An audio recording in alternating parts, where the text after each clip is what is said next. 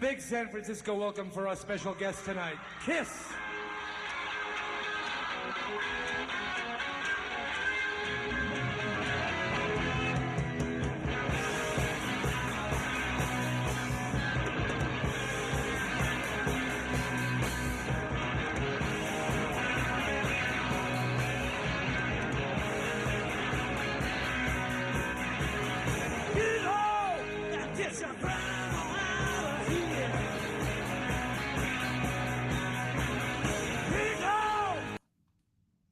Hey, how's it going? Woo, hey, I'm Chris Machete Cochran. This is Peter Chris.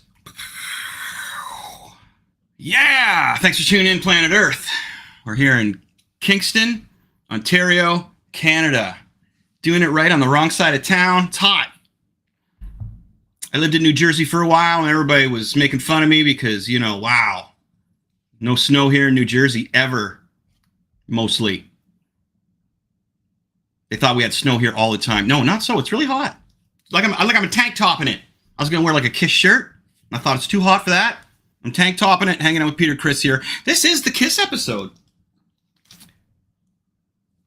I'm going to talk about Kiss, the band. There it is, right there. But first, we're going to talk about some other stuff. As you know, this is live from Machete Comics. My name's Chris. I'm a published comic book artist. Professional comic book artist, and here's what we got for you today. Check this out. Machete Comics shirt in the Kiss logo. Huh? $27 and 25 cents. Oh, I didn't see that there. Okay. Yeah, any size you want, whatever size you want to get it in. There's only one right now, and I think it's in our house. Am I correct? In that fact, there's only one of these out there right now. It's in our house. Because we do have a couple Machete Comics shirts out there, and it's not this logo, though. I'm aware of that for sure. So this is a new one. If you want anything here, you can just do something with that little dealie in the corner. I don't know what you do with that. You do something. Or you go to machetecomics.ca. You can do that as well. So what else do we got here? Oh, there's some. I'm just going to show you some of the newer stuff we have, right? So there's a new Wonder Woman poster. You can get that in any size you would like, large, small, super large. We can do it on canvas. Yeah, you check the website and you'll see there's all different kinds of formats we can do this in. $28.95 for that size. Okay, it goes down from there. And again, this is brand new to our store. So Machete Comics here in Kingston, Canada is we're booming. We're moving and shaking here. So there's another one, and we have another one for you for all our wrestling fans. Now I gotta mention that the black and white version of this, I noticed that we're going to be showing you the color version of Rhea Ripley, famous legend killer WWE wrestler. All right. This is a version of her that we did. Now, I put this up on Twitter, the black and white version, and not only did the legend herself retweet it and give it a heart, the second one actually, when I put it on, but it received 30,000 views. That was a 30,000 or so. I think that's viral. 30,000 considered viral? I don't know. But the black and white of this was okayed by the woman herself. And if you want this, I think the black and white version is available as well. So check that out, machetecomics.ca, or right here. We'll show them again at the end of the episode.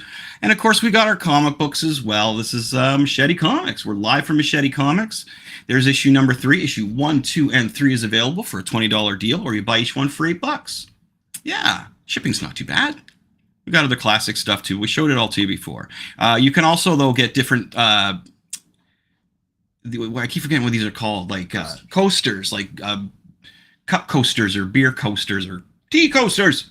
You get whatever graphics we have put on these as well. These are selling well. People are enjoying these, which is really, really cool. So we'll get rid of that there. Hello, everybody. Welcome to the show. Thanks for tuning in. I really appreciate it. As I mentioned, it's very hot here. I'm going to sip of my water. No beer tonight. We still have the door open because, as I mentioned, I love those videos where they say, "Did you see it? Did you see it?" We haven't seen anything yet, except for maybe the odd cat, right? Here's a cat right here. This cool cat. We'll be talking about Kiss soon, my friends. I'm going to do a new segment here, and what I'm going to do is I'm just going to do a pull from my comic book collection, which is just crazy. I'm very proud of my comic book collection. So this is just a random pull. And what we got here is G.I. Joe #1. And I was gonna, like, where's the 8 or the, I'm gonna have to open it up. This comic I bought when it came out. And I was living in a little town called Ingersoll at that time. Now, this is one of those stories. When I was a kid, I had to walk through 3 backyards, through a whole school, football field, soccer field. Then I'd have to go through a cornfield, then through a park, cross a fairly busy minor highway, and there was a Max Milk there. Now, I'm not lying. That's how far I had to go to get my comic books when I'll tell you how old I was in a second here. I just got to find the date on this. Okay, this is 1982, so I was 11 years old, because the month is, June. So I was 11 years old in 1982, and this is the book that I walked all that way to get. Didn't know I was going to get it. I never knew what was going to be in there, and it was a Max Milk variety store. There was the little turnstile thing, if I remember correctly, or no, it was the one against the wall and I had to pick behind a few of them. And back then it was hard to get a comic that was in good condition. Now, just a little fun fact is the little deal in the side here lets you know that it was born in not a comic store, in a variety store. If there is a comic book figure in there like Spider-Man or something, not a UPC code, it was bought in a variety store. Okay, and that makes a difference, especially later on when comics got more popular. So this book was pretty rad when I picked it up. I can remember thinking, whoa, a number 1, this is going to be worth a lot of money one day. I didn't have a chance to check what it's going for. I think it's a $50 comic. It's the first Marvel G.I. Joe comic. There may have been G.I. Joe comics before this one. I'm not too sure. But, excuse me, sorry. Living back in Ingersoll, wow, that was quite the venture. Through backyards, through football field, through soccer field, through cornfield, through a park, and there's a river there we had to go across. We had and we always get distracted on those rivers when you're younger with the crayfish, right? Hey, look, crayfish! And if you just grabbed them behind the neck, right there, you could pick them up and they wouldn't get you. So I always got distracted by that. So that's one of those stories back when I was your age, back when I was young. That's how far I had to go to get my comic books, and I'm stoked that I still have that one, G.I. Joe. So that's my pull for this week. I just went down, grabbed a box, opened it up, saw that, and was like, oh, I remember this comic book. I remember this. And my buddy Jim McDermott used to go for walks with me down there to get them occasionally. And he was into Baron Munchausen, if I remember correctly. If that's who it was he was getting from the Max Milk as well. Yeah. That's really cool. Good days, really good days. Okay, moving along. We had a wrestling. Oh, no, I have to pat ourselves on the back here for a minute. So last week we were number 1 in Saudi Arabia. Number 1 in Saudi Arabia. I shared it on my personal feeds. Number 1. Amazing. It is pretty rad. Last I checked, I think we bounced down to number 3, but that's just before this airs. Once this airs, we'll be right back to number 1. Huh? I don't know if there's like a pocket of Canadians there that are digging me or what's going on, but I would really like to hear from you. Or if you can even reply. I don't know what goes on in Saudi Arabia. I don't know what the deal is, but I'd love to hear from my Saudi Arabia. Oh, there's my cat. Did you see it? It's Beans. I'd love to hear from the Saudi Arabia fans. What up? All right. So, hey, hitting number 1 in a country is pretty cool. I think when I did my when I did my guitar lessons, we were pretty high up on those for, was it Spain? We were really big in Spain. Yeah, my guitar lessons were really big in Spain when we kicked off there. And that was like 7 years ago. Something like that, right? But anyway, I'm so glad everybody's here tuning in. So thanks. Yeah, thank you, Saudi Arabia. Thank you very much. Number 1. We're number 3 now, but we're probably going to bounce back up, as I said. So Canada, come on. We need more Canadian viewers, which would be great. Anybody's welcome to watch. I want y'all to watch. But, I'm Canadian. So everybody's like, you must be huge in Canada. It's like, no, actually, I'm huge in Saudi Arabia. And then they laugh, and I say, no, seriously, I am. Anyway, folks, so we had some wrestling over the weekend, right? Boom! Yeah! We love our WWE Wrestling. So Money in the Bank happened. It was in London, England. My wife and I watched it downstairs in our living room, watching the rain come down. There was a pretty big rainstorm here. So it was a good day to have something for us to just, camp out on the couch and watch, which was really rad. I think I made pizza too. I did. I made homemade pizza. We bought the crust, but we made the pizza up and we watched some wrestling, and it was really good. But what a long event. You forget how long these things are. What was it? It was 4 hours. 4 hours long. And that wasn't including, I don't think, the pre-show, which started at 2. So you really got to dedicate some time to these pay-per-views. when you get in there, right? So we watched it and we liked it. It was good. The Money in the Bank, we had Priest. Damian Priest won the men's Money in the Bank, and he even came down at the end to just say, "Hey, I may use this. I may use this." And then the women's Money in the Bank was it Io Sky? Mm-hmm. Or is she the champion? Who's the champion? No, Io Sky. Io Sky won the Money in the Bank, which was cool to see her win. I like her. I think she's funny. Yeah. I was doing you a favor. I love it. I was gonna say though, the crowd reaction to LA Knight, like mm-hmm. aka Brent. Yeah, our boy Brent, LA Knight. LA Knight, yeah, LA Knight is getting popular. Wow. I think it has something to do with our podcast. I want to hear from you, LA Knight. Come on, man. We've been boosting you since we started here, and I don't think it's a coincidence that since we started talking about LA Knight, that his trajectory has just been skyrocketing. There's no way that's a coincidence, right? And Beans is down there in the corner saying, "No, man, that's not a coincidence. I'm a cat. I know these things." I like the women's Money in the Bank better. Yeah. It's Asuka who's the champion. And I actually think her and Io Sky be a really good match. But we'll see what happens with that. She might go after our girl there, Rhea Ripley, right? And see what happens there. And, of course, Dominic Mysterio fought Cody Rhodes. And, that was a joke match, really. You know what I mean? Like, it was just a spanking for Dominic Mysterio. I had a hunch that Cody Rhodes was going to bring out his wife for this and give her appearance, but to take care of, Rhea Ripley. But that didn't happen. It was a good match. It wasn't anything exciting.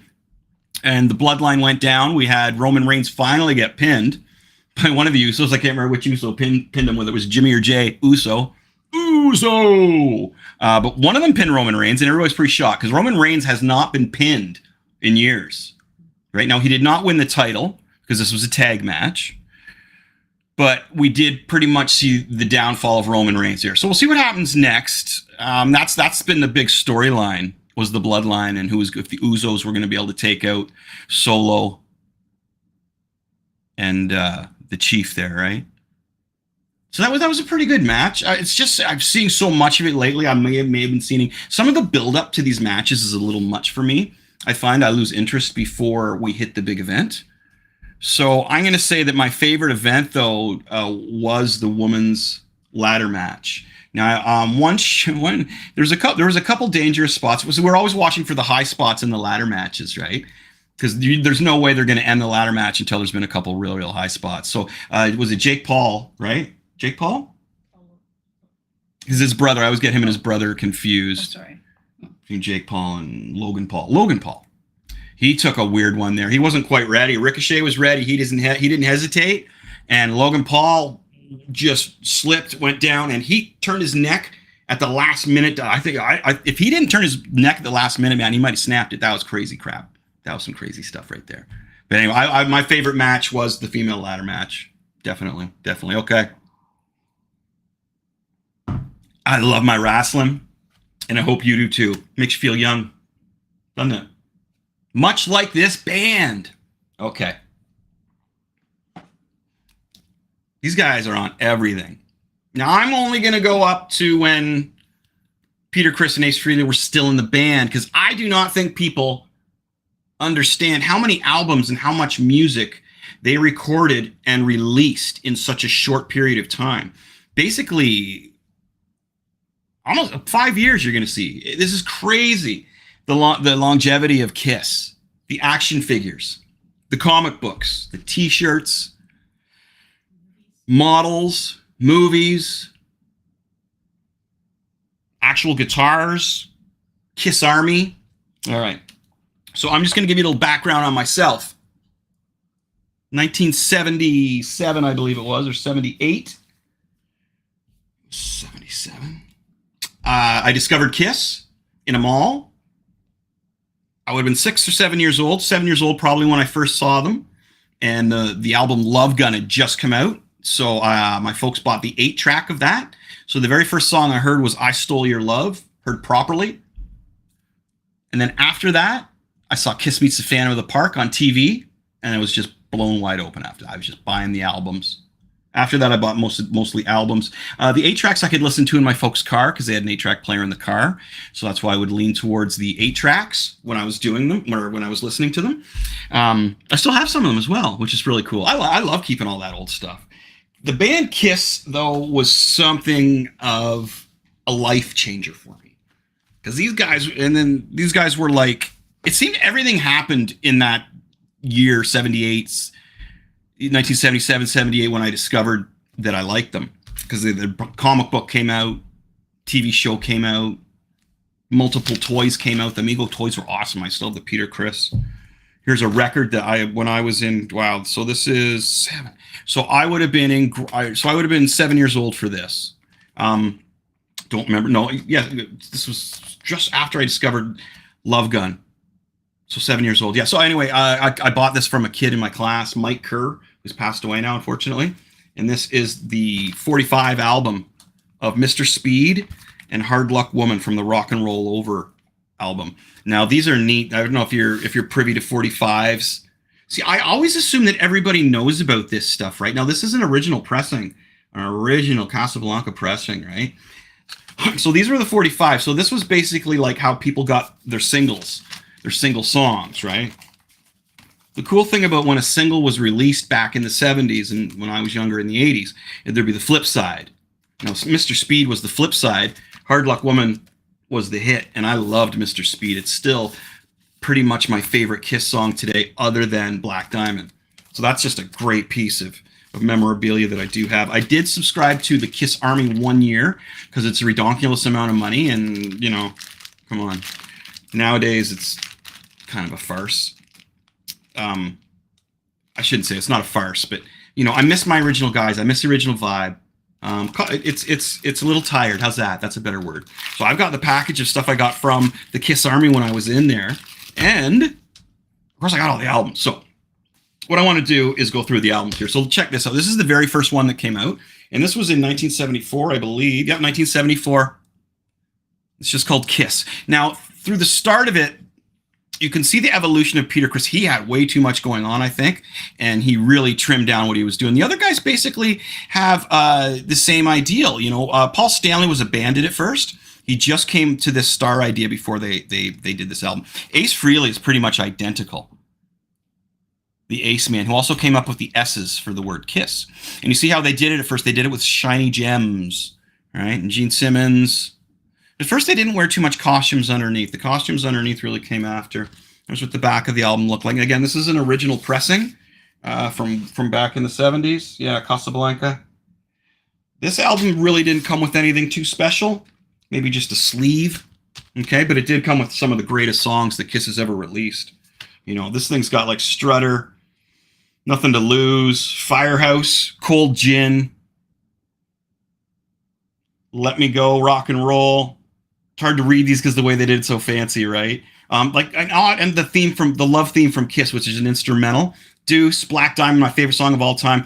100,000 years. It's almost like the invention of stoner rock in some of these songs. You know, they got so many riffs going on and the guitar harmonies. Now, here's another thing that really will. Whenever I heard somebody say to me, "Oh, Kiss is all show. Their songs suck. Their songs suck. They're just simple. There's nothing to them." It's like, then I know that the person has not listened to the band Kiss, because when they started, it was so intense, and it really comes to a boiling point on Kiss Alive 1, which I'm going to show you. But there's so many guitar harmonies, the structures of their songs, the vocal harmonies, and the way this was all recorded back in the day without any help. And as fast as they release this stuff. Okay, so we got Kiss, 1974. The next one to come out was Hotter Than Hell. Now you can see how they start adding a little bit of artwork to their album now. They're starting to show off a little bit of a costume here. Again, looking a little odd here. Just, you know, what's Paul doing there to Peter Criss? See, as a child, as like, you know, probably as being before 10 years old, I was like, what's going on there? I don't know what's going on there. But look at how cool they look. And just the aesthetic of the cover and the Japanese effect to it. The way there's like a thumb up here holding it. It's like somebody's actually holding this. Another thing that I love about albums, right, and a lot of people do, is the graphic nature of them. Now, on the back here, we even had some explicit stuff. We had Peter Criss here with a nude girl. He's sitting on a throne. Paul Stanley's making it with what looks like, she's like blue. I don't know what is going on there. I know it's supposed to probably just the light, but he's about tonguing some girl who looks like she's blue. And then Gene is over here just breathing some fire, you know. Woo, look at me, I'm Gene. And Ace Frehley's just alone. I'm a spaceman. I'm alone with my chemistry set and my space outfit, right? And this is, but again, look at the aesthetic of the Japanese influence, the artwork, putting them all together on one. Excuse me. Hotter than hell. Oh, and this album too, right? Like oh wait, it's all in Japanese right there. Wait a minute, what album did I? Yeah. So, oh wow, I don't know what version I've grabbed here because there's no English. Wow, on the back, huh? Okay, so I might have just grabbed something here that's kind of neat. I think I grabbed the Japanese version or something, which is really cool. Or maybe they just didn't include the song title names on the back. I can't remember. But either way, we've got, and this was released 74. So this is the same year. This was released the same year that their first album was released. So they went and recorded a whole new album and released it in 1 year. Who does that? And properly. Nobody does that. Look at this. That's crazy. Like, respect. Got to Choose. Parasite, Ace Frehley's first song that he wrote. He didn't sing it, but he wrote it. Going Blind. Oh, great song. Going Blind, Sidebar. My wife and I were, a decade ago, we were just chilling in bed. Before we'd go to sleep, Rivers Cuomo would do these warm-ups live from Weezer, from wherever he was, and he'd take requests. And my wife typed in, Going Blind by Kiss, please. I'll be damned if he did not play that for us. So it was like Rivers put on this little concert for my wife and I and played Going Blind by Kiss acoustically. So that was pretty rad. Hotter Than Hell, Let Me Go Rock and Roll. What? All the Way, Watching You. What a great song. What a Mainline, Unknown, Coming Home Unknown, Strange Ways, another Frehley song. A great album.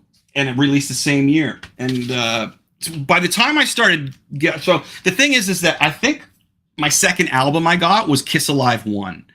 Because it was like a gate, it was 2 in there. It was like, wow, if I can get my mom to buy me a double album, man, this is great. And also said it came with it. I'll show you in a bit. So at this point, I had heard these songs live, most of them. So I was more attracted to like Mainline and the songs that weren't played live on a live one at this point. So as a kid, I was listening to basically the B-sides of stuff that nobody else was hearing. And I remember bringing this to school when you could bring a record to school day, and I put this on, and we got through. Oh no, here's the English down here. I'm just losing my mind. There's the English. So the first songs got to choose. We got to Going Blind, and then they wouldn't. They turned it off. They wouldn't let me play it anymore. That was grade 3. Grade 3. They would not let me play it anymore. Okay, so there's Hotter Than Hell. All right, the next one coming up. Now their album covers were so cool. A lot of them. That's one of the kitschy things about albums is the artwork is usually spectacular. Now this one here, and I got this one a couple. Most of these I have a few times. This one, look at this cover. That's so wild, huh? And it's funny because when I was a kid, this was my least favorite. My least favorite as a kid. And when I'm talking a kid, I'm talking like pre-10 years old, right? Like I'm talking a kid. So this is Dressed to Kill. This was the album that spawned the big hit, I Want to Rock and Roll All Night. And it almost didn't make the album. They just needed one more song, and they had to stretch it out and repeat it over and over again. It wasn't meant to be a hit. Turned out to be a hit. Now, this is the song that everybody says, oh yeah, rock and roll all night. It's like, man, if you're judging Kiss on that one song, shame on you. Now, I blame the radio stations because there's, out of all the, and they do this to lots of bands, there's lots of Zeppelin songs they could be playing. This was Kiss's song, and I'm fine with that. But just, that was everybody's, oh, rock and roll all night, that song sucks. Well, they do have other songs. And this album was released in 75, I believe. The next year, if they did another album in 74, that would be pretty crazy. 75, yeah. 75, we got Dressed to Kill. Oh, this is my wife's favorite album. This is such a good one, though. They're all great, but this is like Room Service, Two-Timer, Ladies in Waiting, Getaway, Rock Bottom, Come On and Love Me, Anything for My Baby. I loved Anything for My Baby because there was a vocal harmony in there that blew my mind. Because I remember thinking, wow, rock bands can do vocal harmonies? This is fantastic. Because I was only hearing vocal harmonies on the pop radio stuff like ABBA or something like that. I would hear them on. I wouldn't hear them in my Kiss songs, or I wouldn't pick them out. I could hear the guitar harmonies, and those were blowing my mind. More on that later. But yeah, Anything for My Baby. I would steal anything for my baby. And then the guitar work in She, unreal. Unreal, some of the guitar work. Again, that's when people say that Kiss were no talented and didn't know how to play their instruments or whatever. Man, have you listened to She? Ridiculous. Love Her All I Can, great song. And then they ended with Rock and Roll All Night because they just added that on the end there. Again, this album didn't come with anything special. They started doing that on the albums coming up next. Now, we had a brief video. So there's the other. I have another one all packaged up here nicely. And it just has the vinyl, the paper cover with it. Now, this one is like a greatest hits. And this one is called Kiss the Originals. And some guy named Kraus owned this before me. Think he was German? So this, Kraus, if you're out there, thanks, buddy. I don't know how I got this. I got it. Now, this is pretty cool. So this is basically, as you can see here, the first 3 albums that I showed you.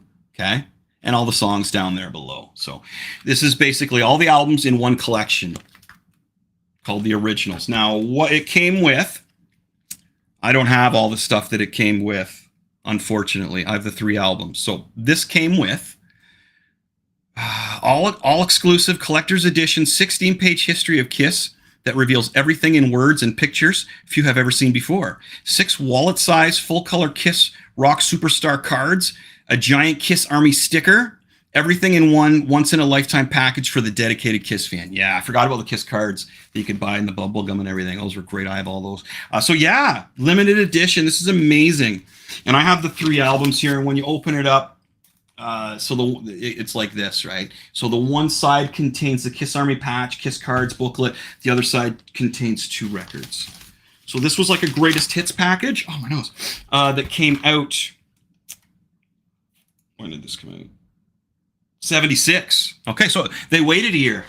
They actually took a year off on this one. Okay. After that came the legend. The legendary.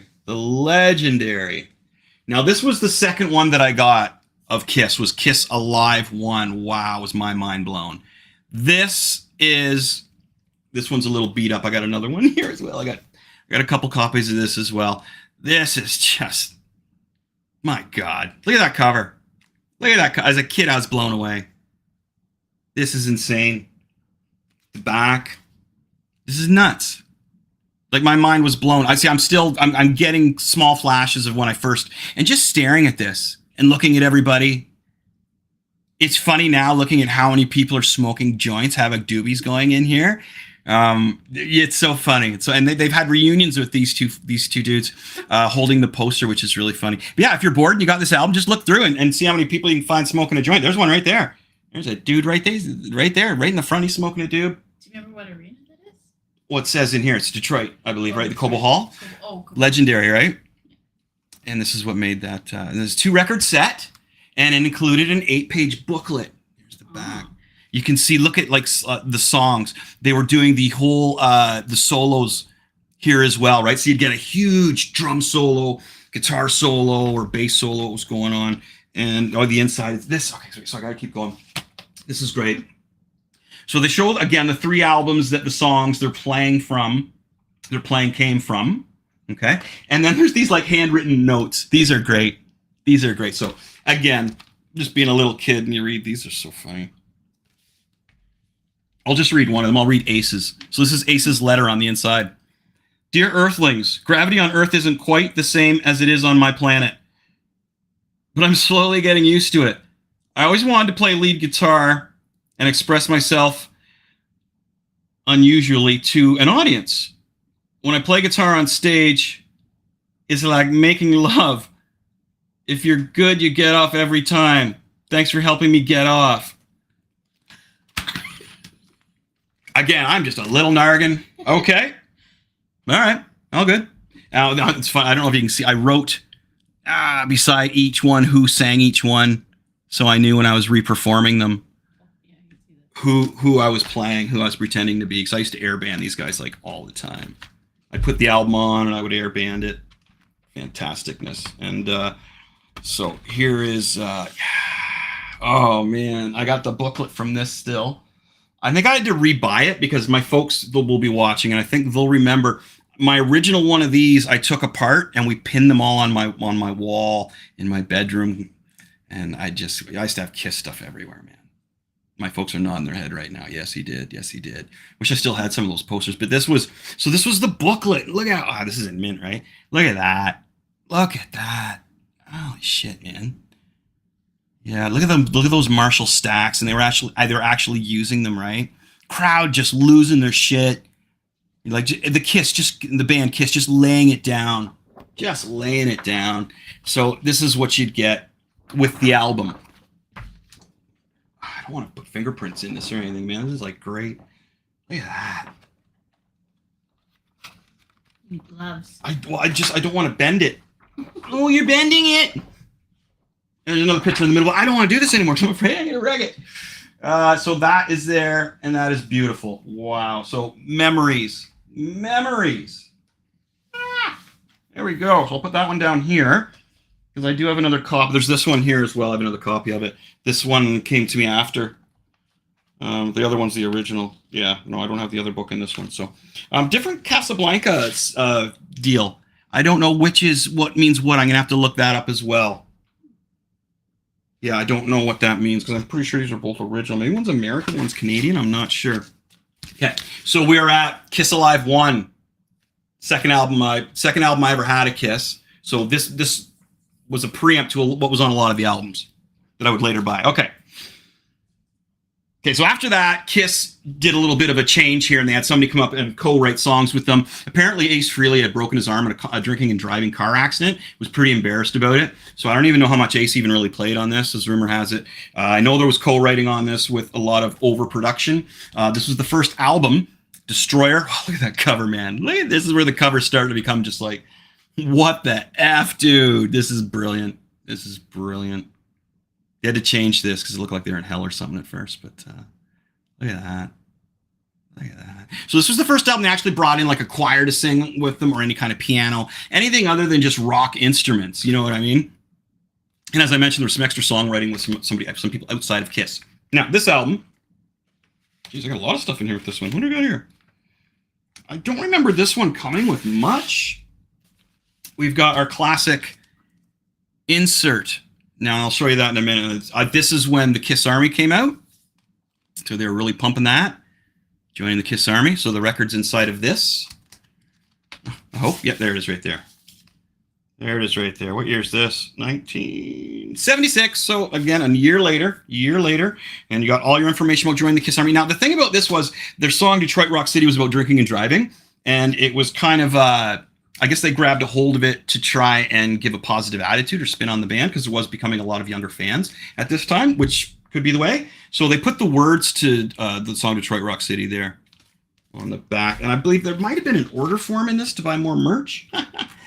I can't quite remember. But I remember it was when they were starting.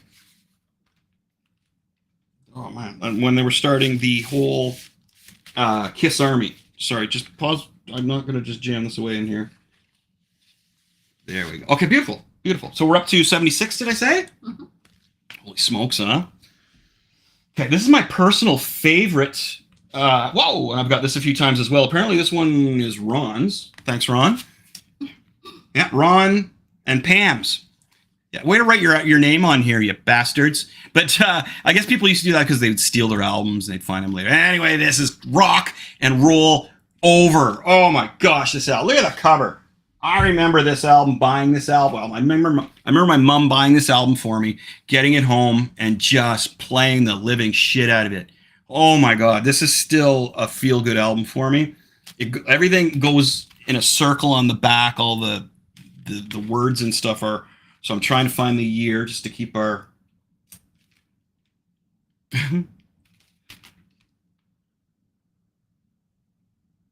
I can't find the year. It must be on the inside. We'll get there. I'm thinking this is 76 as well. The same year as Destroyer. Look at that. The artwork on this was fantastic. I love that. Now this album came with a sticker. And it's hard to find that sticker anywhere. Came with a sticker in an order form, if I remember correctly. And this right here. Look at that. There's what the record. That's the sleeve. That's friggin' cool, huh? So I've got that. So I just want to find the year, so I'll pull out the album. But this one came with a sticker. 76. So yeah, so same year. The same year as Destroyer. They put this out as well. Now I know what you're saying. Chris, buddy, Mr. Machete.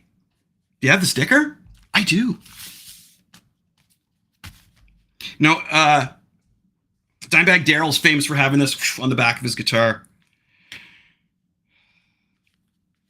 God, this stuff is such... This is original in such ginger shape. I mean, like, when I say it's delicate. That's the word I'm looking for. There's the sticker, my friends. There it is. And look, it came on this board. Like, it's a sticker, and it's on a board. That's how it came. There it is. Yeah, I got the sticker. I don't keep it in the album. I have a separate spot here for other. I'll show you some more after. But yeah, look at this. Here's a postcard. Kiss postcard from back in the day. I love that. That's one of my. I love that era. Oh man, so friggin' cool. Rock and Roll Over came with probably an order form as well. I don't know. I found if I have the order form. I'll show you one because they were just the same one.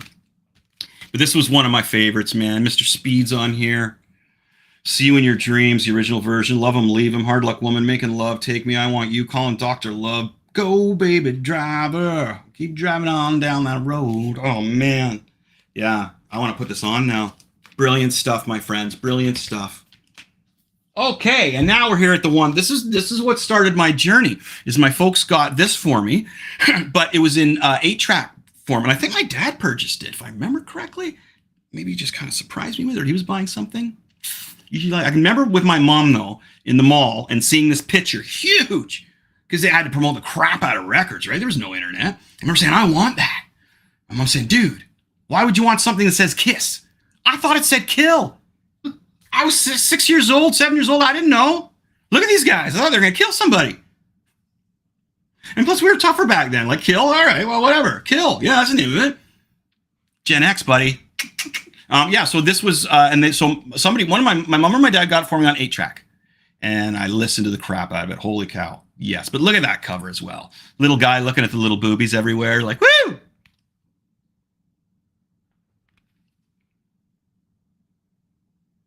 I'll let you pause for that one, folks. Yeah, check this out. Wow, and the artwork as well, because I love drawing. I love drawing. Like, I've always been an artist. Now I'm a published comic book artist. You can buy stuff at www.machetecomics.ca. And this album is so I Stole Your Love. First, they put it in the 8-track. I'm in the car. Dun, dun, dun, dun, dun, dun, dun. I'm just like, it was so rock and roll. Rock and roll filled my soul. It was amazing. So we got Love Gun. We got Love for Sale tomorrow and tonight. Now, Christine 16. You cannot get away with that today. I see you walking down to school that day. I knew. I had to have you. You know, like, wow, he's singing about a 16-year-old girl, Gene Simmons. Come on now. But again, it was a different time, different era. Different era. And he could have been singing from the point of view of being 17, right? Yeah, we'll say that. Almost Human, Plaster Cat. Almost Human's a brilliant, brilliant song. Plaster Caster, great shot. Then Shock Me. Shock Me is the first song that Ace Frehley sung on, and Ace Frehley's my hero. I just think Ace is the best. I miss Ace. I really wish they would go out and do just one more tour with the original guys, even if it's got to be a short set. I don't care, man. I would love to see that. Shock Me is a brilliant staple in rock and roll history, and the solo is amazing. Rumor has it that Ace Frehley had to do his vocals lying on his back with the microphone at his face. He was pretty shy about the whole thing. Again, the first time he recorded and sang on a song. He's written songs before, but he never sang on one, so this was the first one. Now, this album was 1977. Same year as Rock and Roll Over. It's just like, let's just keep putting music out. Let's keep writing music, making music, recording music. And look at that cover, brilliant. So on the back, we just have the names of the songs. You know, it's basically the front without all the people. Ah, man, I remember drawing this so many times when I was a kid. Now, this one came with, here's our insert, or our sleeve. Love Gun. Okay. And the album. Oh, wait, so the order form. And this one came with an order form for the comic book. Oh, here we go. Oh, geez, look what I got. So it's the order form for the comic book. Oh, man. The Sight of Blood. So apparently Kiss had donated some of their blood to be put in the red ink that was put in this comic book right here by Marvel. And this was one of Marvel's larger sized comic books, a Marvel Comics Super Special. I love the Super Specials. They were great, the oversized comic books. So you could get, oh man, a year membership in 1978 was $5. That's crazy because it's like 150 now. Oh, it's insane. You could get like a concert book for $3. You could get a shirt for $6. Wow. What does the comic cost? Let's see the comic on here. Anyway, so yeah, so this is the order form for that. And on the other side is just merch. This is where they really started to try and sell their merch. I have that. That's great. That one on top of the Empire State Building there. Belt buckles? Yeah, all belt buckles were big back in the 70s. $5 for a shirt. Yeah. $5 for a belt buckle, logo patch, $1, necklace $8.50. Yeah. So there's that. I'll just slide that back into that. So cool. I like that. Now, this also came with, I know what you're saying. I hear you, big dog. I hear you barking. Fireworks are going off outside. Where's the gun? Oh, for the album. Didn't the album come with a gun? Oh, fireworks. Yes, fireworks going outside. We're in Canada. Canada Day was like a couple days ago. So might as well get rid of fireworks. It came with a gun. Yeah, I hear you, big dog. I hear you barking. Yeah, I got the gun. Now this is falling apart on me. I'm getting a deja vu living in New Jersey. Those pops going off outside my window. Oh my gosh. Okay, I just gotta be so gentle with this. It's redonkulous. Okay. So I don't have a copy of the Love gun itself. I have two! Yeah, I know. Oh man, look at these. Yeah, so these are the guns that you pop them out from here, which I'm not going to do. Don't ask. And you put it together, and this is the Love gun. I've got two of them. Why do I have two of them? I don't remember. I really don't remember. I got some cool gifts from people of Kiss stuff back in the day when I was a musician, but I don't remember. My wife could have gave me some of these too. Friends' gifts, you know? I don't remember. Look at that. There they are. The Love gun, the actual gun. Twice. Okay, so sorry, sliding it back very carefully. Yeah, the album Love Gun, bam, rock and or roll. Man, rock and roll, buddy. Love Gun is a great album. Great album. Title track's great. The whole album's great. I didn't like the cover up, and then she kissed me. That kind of burned me a bit because it just slowed things down so much, right? Now here's the next one. I got a bunch of these. Wow, so Kiss Alive 2. Boom. Look at that. It's so bold. Like their covers were just, and look at these little shots of them. Look at that one of Gene. Are you kidding me? You're going to put that on the cover? Look at the blood all over his mouth coming out, and they were calling him the demon, and they're worried about him eating people and stuff, and it was so cool. They never showed their faces, right? I forgot to mention that you never saw them underneath their makeup. You didn't know what they looked like, which added, it was almost like kayfabe in wrestling, right? These guys, you could never see what they looked like. They never showed their faces, but look at how rad those pictures are there, man. 2 record set. Look at this. Oh man, it's beautiful. Just beautiful. The artwork on these old albums with Kiss is amazing. Inspired a lot of my artwork today. Look at that one of Gene. That's brilliant. It's beautiful. Ace. Wow. Love it. And then we get to the inside, and it's the stage. That's, some of the coolest things about these albums was this. I remember just setting this up and staring at it while I'd draw, or I'd listen to the album and stare at this. Look at the cats. So cool. We felt the pyro. Like when we went, yeah, we saw they redid. Now this was with the newer members, it wasn't with Ace and Peter, but we saw them redo Kiss Alive 1 at a Casino Rama, and it was really cool. And then they did just a bunch of random songs, but they redid word for word Kiss Alive 1. It was so cool. And this is 1978 again. So they released 3 albums in 78. That's nuts. 3 albums in 78. One's a double live, but holy cow. And this one came with a booklet as well, but it was the same. Or was it? Wait a sec. Where is that stuff? Oh, no, I don't know if I have it here. There is more stuff that came with this one. It was a different booklet. I'm not sure if I don't got much time left here. There is another booklet that came with that one. I have it. I just don't know where it is. Wait. No. Okay. We'll keep going. So after that, they came out with a greatest hits album. Double platinum. Look at that. Shiny. Shiny. This is greatest hits. Another gatefold with the guys in the middle. Look at that. Now, what we used to do when we were younger is we'd put a piece of paper over top of them, and we'd get a pencil, and you could see what they look like without the makeup, because the makeup wasn't as far engraved as their faces were. So this is just the greatest hits. 4 albums of their greatest hits, and this is again in 1978. Are you kidding me? Oh, it's embossed. Yeah, but not their makeup isn't quite embossed as much, right? Oh. As their actual face. So again, let's just go for broke, and let's release another album in 1978. Wow. That's insane. New on that one, is there? No, nothing new on that. Greatest hits. Here it is again. Let me just make sure there's nothing extra in here that I want to show everybody. No, I do have extra other stuff that came with Kiss Alive 2. I don't think I brought that version of the album up. I do have it. Okay, now this is after I came in on this as well. I was on this when it came out, was their solo albums. Oh man, I loved their solo albums. Now, what year do you think these came out? 1978. You gotta be kidding me. How do you release so much music in one year? Right? Like, and solo albums, like, how do you do that? Now, these albums came with posters, which I have separately somewhere safe. One behind you. Paul Stanley, yeah, there's an Ace Frehley one in the frame behind me there. These all came with posters, and they were so cool. They were drawings. There's the one right there. It's like a painting. Okay? There's the Paul Stanley, yeah, 1978. And I thought these were great. Oh, man, I loved these. I thought they were fantastic. As a little guy, so I've been 7 years old. Little dude just saying, yes, give me more Kiss. I can take more Kiss. Gene Simmons, Paul Stanley. Peter Criss's was the one that people disliked the most. It was the mellowest one. Ace Frehley's was the one that sold the most. It was the most rock and roll and straight ahead one. And this was probably the album, not probably, this was the album that was like, dude, you got to play guitar. So this was the album that inspired me to play guitar. That's when Rip It Out hit.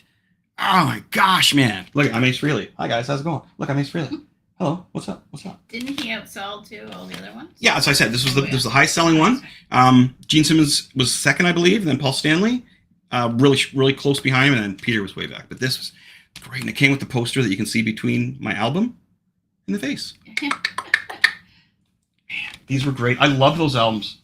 I have a few of these on 8-track. We used to listen to them in the car all the time. Okay, so after that, now we're going to, I saw this concert when I was 8 years old. The Dynasty Tour. Now, this came with a poster as well. Really cool poster. I have it put away somewhere, but this came with a wicked poster as well. Now, check this out, friends. Whoa, there's the program from the actual concert in 1979. Last tour with Peter Criss. This was at Maple Leaf Gardens. It was the return of Kiss, because they just had all their solo albums come out. Yeah, a whole year later, right? Wow, how dare you wait a year? How dare you wait a year to come back after releasing like 4 solo albums, 2 studio albums, and 1 live album and 1 greatest hits? Nobody does that. That's crazy. So when people say that Kiss sucked back in the day, it was just like, there's so many arguments you could give somebody of why they didn't suck, but nobody had that time. Who had time to do that? This is brilliant. Oh my gosh. And the memories that this brings back, holy cow. The pictures on when I took this home, first of all, pinball machine. Oh my God, I need one of those. It's the Holy Grail, my friends. The Holy Grail. One day when I have enough money. Yep. So this was great. I remember just reading the write-ups beside here and just staring at this stuff over and over, drawing pictures of it, oh man, there's like the recap of all the albums. There we go. That's my Kiss right here. I could squeak Unmasked in as well, because I really enjoy Unmasked, but this is as far as I'm going today right here. 1979. Look at all that great stuff. What a half decade, or what's 6 years of just putting music out after music. Oh, geez. Oh, just the artwork of it, the costuming, spectacular. So this is Yeah. So this is the actual program from the concert I went to when I was 8 years old, or in Dynasty tour. Now, just on the end here, I have all this stuff I got when I was in the Kiss Army. Some of it's stuck for some reason. This glows. Here's my official membership card for the Kiss Army. Official member, loud and proud. Da-da-da! I got a sticker that goes in a window, as you can see. Oh no, it's a tattoo. Okay, it's a tattoo. Well, you know, for a day. No, this is just from when I was a kid. Got this in one of the head shops downtown Toronto. Yeah, old school. Look at that. Dang, yeah. They also gave me a dog tag. Little dog tag. And guitar pick. There's a Gene Simmons poster as well that I don't need to get out. So we'll put that all back in there. One other thing. So as I said, like I could do... I remember when Unmasked came out, and I was so thrilled for the album. And again, I'm just a little guy, man. I'm not even 10 years old yet. Not even 10 years old yet. Kiss Unmasked comes out. It's a comic book cover. I'm like, are you kidding me? This is freaking brilliant. Oh, I love this. And everybody shat on it, right? Everybody's like, oh, this is terrible. Peter Criss left after this. He didn't even play on the album. The music was really overproduced. I think the songs were good, but the production was just way too heavy. And everybody started hating Kiss from here on out. Until they came out with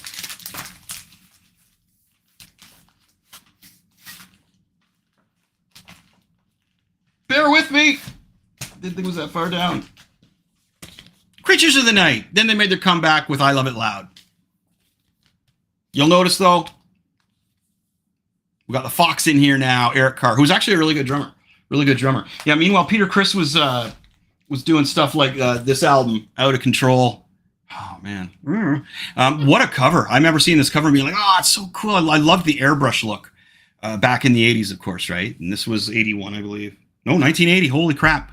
Okay, 1980. Right there. Yeah. Oh, Peter Criss. Oh, Peter Criss. All right, there's our Kiss episode. I'm not going to go any further into Kiss than that.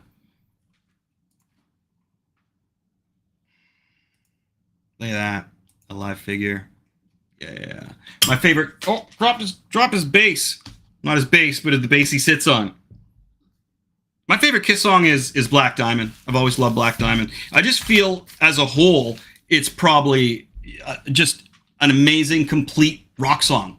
You know what I mean? It's just, I don't think you can improve on it. The way the solo comes back in, brilliant. Just brilliant. So before we go,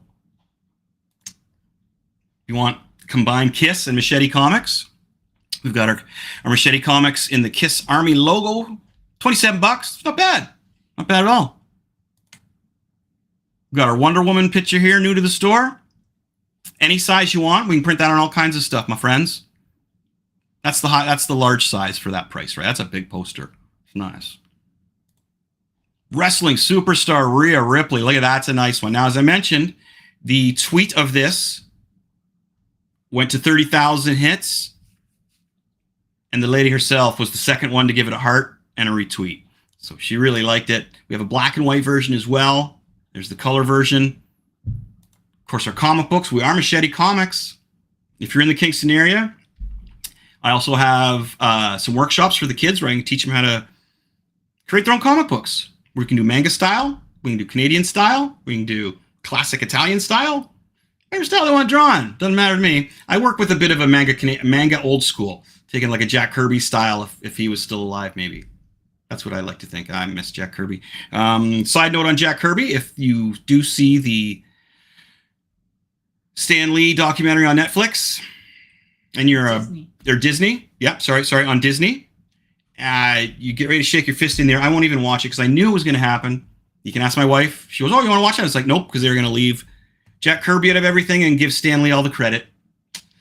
And the big reason they do that is because Jack Kirby was just a little Italian dude who wanted to pay the bills. He was an artist. He drew, and he drew a lot. Stan was more of the in-your-face kind of flashy guy who did more of the writing, and they were a great team. They're a great team. More people should have spoke up for Jack back in the day. Rad dude. Miss you, Jack Kirby. Jack Kirby. Yeah, the man. Right on. Okay, so hey, on a positive note, buy my stuff. Saudi Arabia, thanks for making me number one. I appreciate that kind of stuff. You know what I mean? Like I say, I don't know what's going on in Saudi Arabia. I should maybe look it up because I get pretty stuck in my own little world up here. I draw. I draw a lot. I love drawing. Got some new comics coming out.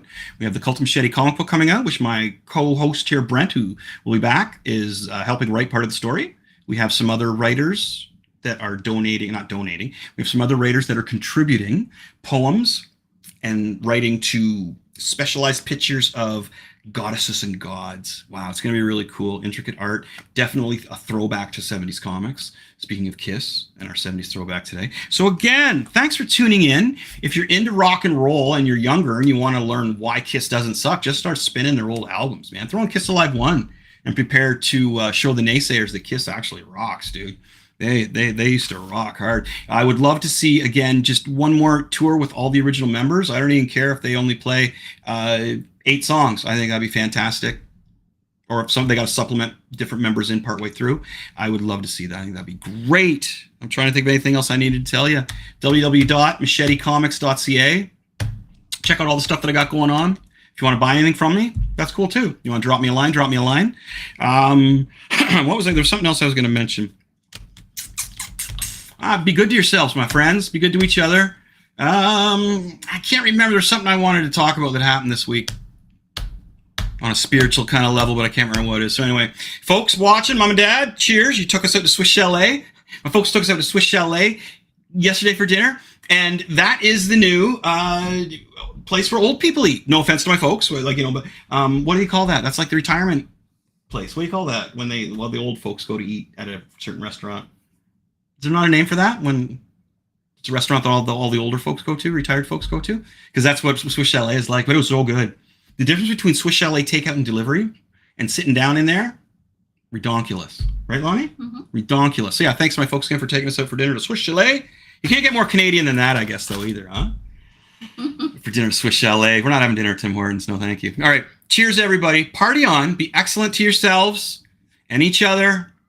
Take care of yourselves, all right? I wanted to pass on some information about something being healthy and being good to yourself. I can't remember what it is, so you're just going to have to do it. Okay? Thanks for tuning in. Love y'all. Peace, love. Beer. Weed. Friendly people. Good people. You can turn this off anytime. I can just keep talking or you can just shut me off. BMX bike.